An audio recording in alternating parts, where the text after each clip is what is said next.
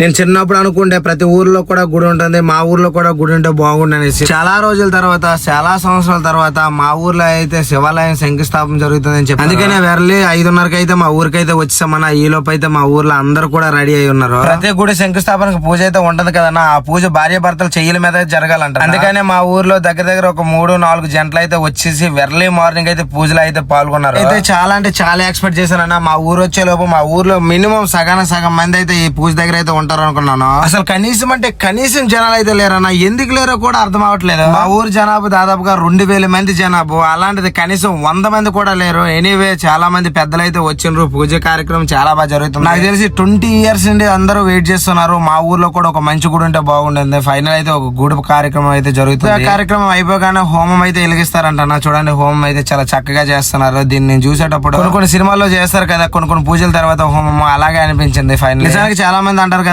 శివుడాజ్ఞ లేనిదే చేమైనా కొట్టకూడదని. ఇన్ని సంవత్సరాల తర్వాత అనుగ్రహంతో ఈ పూజ అయితే జరుగుతుంది. అన్ని బాగానే ఉన్నాయి, కానీ ఈ గుడి కంప్లీట్ అవడానికి 20 లక్షల నుండి 50 లక్షల వరకు ఖర్చు అవుతుందంట. ఇంత బడ్జెట్ అవుతుందేమో, ఇన్ని సంవత్సరాలు ఎవరు కూడా ముందుకు రాలేదు. ఫైనలీ ఒక గొప్ప మనసు కలిగిన దుమ్ము పండువాడన్న అల్లివలస గ్రామానికి ఎక్స్ సర్పంచ్ గుడికి ₹1,00,000 విరాళంగా రాశారు. థ్యాంక్ యూ మాయ గారు. అలాగే మైల్పల్లి వెంకటేష్ గారు, మాయ గారు ఎక్స్ ఎంపీటీసీ ఎక్స్ సర్పంచ్, ఈయన కూడా ₹1,00,000 విరాళంగా రాశారు. అలాగే మా గ్రామంలో ఉన్న ప్రతి ఒక్కరు వారికి కలిగిందైతే ఎంతో కొంత రాస్తూ ఉన్నారు. నేను కూడా నాకు కలిగినంత నేను రాశాను. ఫైనల్ ఈ గుడి అయితే తొందరగా కంప్లీట్ అవ్వాలని మనస్ఫూర్తిగా కోరుకుంటున్నాను. మీ ఊర్లో ఎలాంటి గుడులు కట్టారో కామెంట్ అయితే చేసేయండి అన్న.